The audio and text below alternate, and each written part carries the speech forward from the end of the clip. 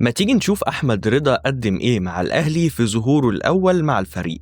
أول مهارة أظهرها كانت التمرير الأمامي. الكرة اللي قدامك هي أول لمسة الرضا مع الأهلي، وأظهر رغبة في إنه يلعب الكرة لقدام. وبرغم إن الكرة ما راحتش لحد، إلا إن ده ما أفقدوش الثقة في نفسه. وهتشوف إزاي دايما كان بيقدر يربط مع لعيبة الهجوم، وخصوصا جراديشار. وكمان كان في ساعات كتير بيلعب التمريرات دي من لمسة واحدة، وبالتالي بيفاجئ المنافس بسبب سرعة اتخاذ القرار. وبيبين كمان قد إيه هو قادر يقرأ الملعب كويس، وبيكون محضر اللعب في دماغه قبل أصلا ما الكرة توصل له. وحتى لو أخطأ في تمريرة أو اتنين، فده معدل مقبول للاعب دايما بياخد المخاطرة وبيحاول يلعب لقدام. الكرات الرأسية اللي هتشوفه دلوقتي هي حاجة لعيبة كتير في مصر بتهمل أهميتها، وهي توجيه الكرة الرأسية لزميل، مش أطلع الكرة وخلاص. في اللقطات اللي قدامك هتلاقيه بيعمل كده، سواء كان في صراع هوائي مع لعيبة الإسماعيلي أو كان لوحده وبيلعب بأريحية.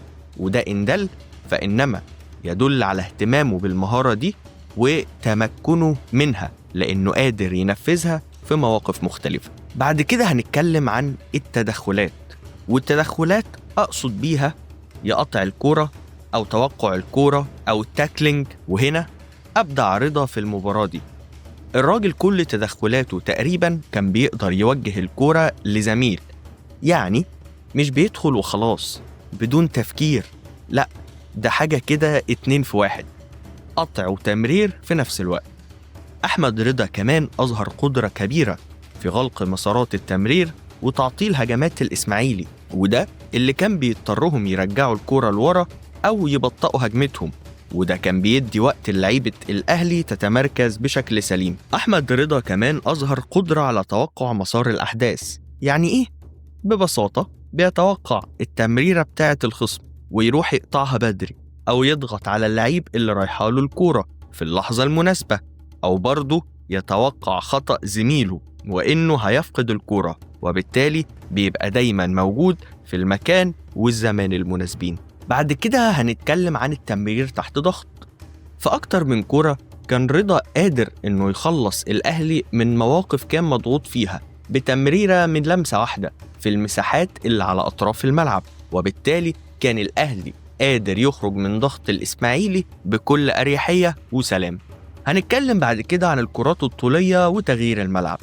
هي ما حصلتش غير مرتين، مرة كانت طولية دقيقة للشحات والشحات ما استغلهاش، والتانية كانت تغييرة ملعب لمحمد عبد الله بس مش بدقة كافية. دول مثالين ولكن غير كافيين للحكم على قدرته في عمل السويتشات دي، بس بتبين إنه واثق في نفسه في لعب النوع ده من الكور، فغالبا هو عنده المهارة دي كمان، بس ممكن تاخد وقت علشان تظهر. طب هو كل اللي عمله حلو؟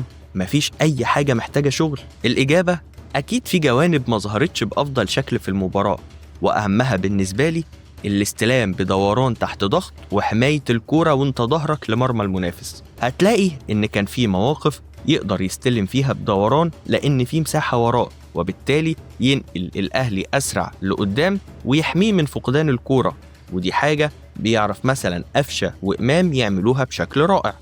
إلا إن رضا كان دايما بيفضل إنه يلف على واسع كأنه طالع الدائري، أو يرجع الكرة لورا، وغالبا تمريراته بعد الموقف ده بتبقى غير دقيقة، ودي حاجة هتخلي الأهلي يخسر الاستحواذ كتير، خصوصا لو بتلاعب فريق ضغطه شرس. يختم رضا المباراة بلقطة الهدف الرابع، الكرة بتجيله على 18 وبيسدد ويسجل هدف كان بمثابة تتويج لمجهوده طول أحداث اللقاء.